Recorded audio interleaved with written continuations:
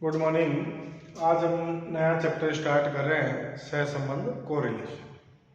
सहसंबंध का मतलब होता है कि दो घटनाएं हैं अपने पास में, उनके बीच में संबंध क्या है। हालांकि घटना तो दो होगी, लेकिन उस दो घटनाओं में एक घटना होगी कारण, एक होगा उसका परिणाम। फॉर एग्जाम्पल, जैसे हम बात करें कि मान लो बारिश, मान लो कि नागौर में पिछले 10 साल में 2001 से लेके 2010 तक कितनी बारिश हुई, और परिणाम है कि भाई गेहूं की खेती कितनी हुई, है ना। तो एक चीज क्या है कि 45-40 क्विंटल में दिया है कुछ भी। एक चीज कारण होगा और एक चीज परिणाम होगा। ये चीज आपको ध्यान रखनी है कि जब भी सहसंबंध आप निकालोगे तो उस सहसंबंध में एक घटना कारण होनी चाहिए और एक घटना उसका परिणाम होना चाहिए। यदि घटनाओं के बीच में कारण और परिणाम का संबंध नहीं होगा तो हम सहसंबंध ज्ञात नहीं कर पाएंगे। उन घटनाओं का ज्ञात भी करोगे तो वो मतलब नहीं है उस सहसंबंध का। जैसे मान लो मैं कहूं कि भाई नागौर में पिछले 10 साल में बारिश कितनी हुई, और एक घटना देते कि भाई नागौर में पिछले 10 साल में कितने बच्चे पास हुए बीकॉम में। अब बारिश होने का बच्चों के पास होने से क्या रिलेशन है भाई? कोई संबंध ही नहीं। समझ रहे हो मेरी बात को? तो बारिश हुई, कितने बच्चे पास हुए, जब इनके बीच में संबंध ही नहीं है तो आप इनका सहसंबंध निकाल के क्या करोगे? तो एक तो मुख्य बात ये ध्यान रखनी है कि जब भी दो घटनाओं के बीच में हम सहसंबंध ज्ञात करेंगे तो उन दो घटनाओं में से एक घटना अपना कारण होगी और एक घटना उसका परिणाम। ठीक है। अब बात करते हैं कि सहसंबंध भी दो तरह का हो सकता है। देखो, धनात्मक भी हो सकता है और ऋणात्मक भी हो सकता है। धनात्मक का मतलब क्या हुआ कि जैसे एक कारण जैसे जिस दिशा में चल रहा है उसी दिशा में यदि परिणाम चल रहा है, जैसे बारिश कंटिन्यू बढ़ रही है और गेहूं का उत्पादन भी कंटिन्यू हर साल बढ़ रहा है, तो ये धनात्मक है। मान लो बारिश कंटिन्यू बढ़ रही है, गेहूं का उत्पादन कंटिन्यू घट रहा है, तो ये क्या है? ऋणात्मक। तो सहसंबंध धनात्मक भी हो सकता है और ऋणात्मक भी हो सकता है। अब बात करते हैं सहसंबंध की मात्रा की, डिग्री। तो सहसंबंध की डिग्री, मात्रा के बारे में बात करेंगे तो इसको हम कुछ कैटेगरी में बांट सकते हैं। सबसे पहले तो हम कहेंगे कि भाई एक तो होता है पूर्ण सहसंबंध।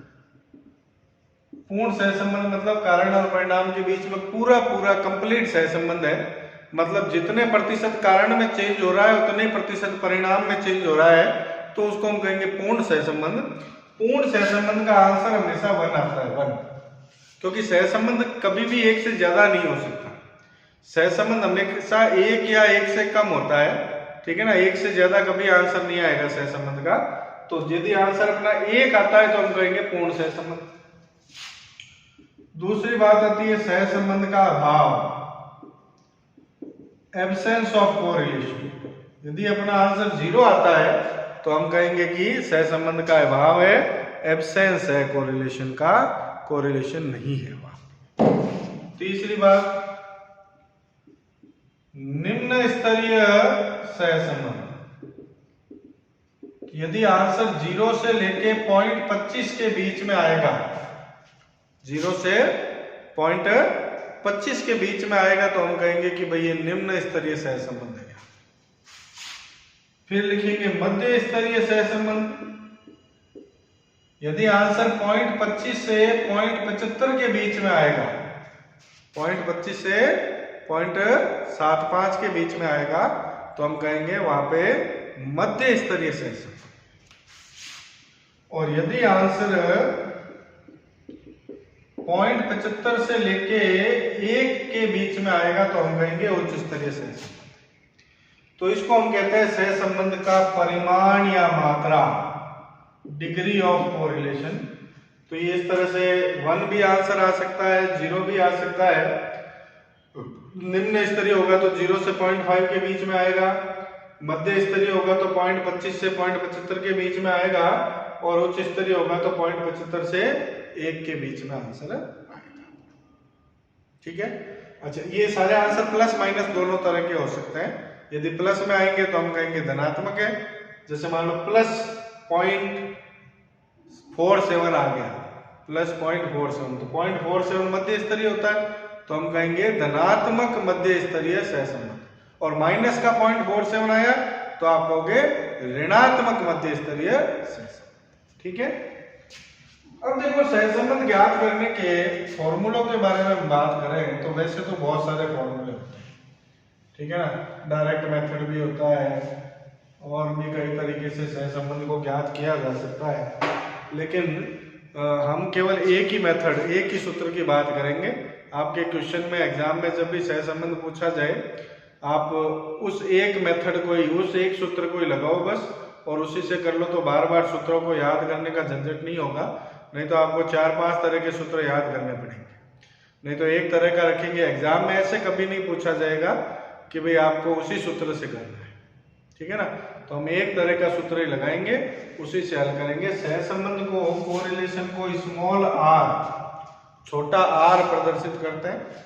इसको निकालने का फॉर्मूला क्या है, देखो, sigma dx dy, dx dy।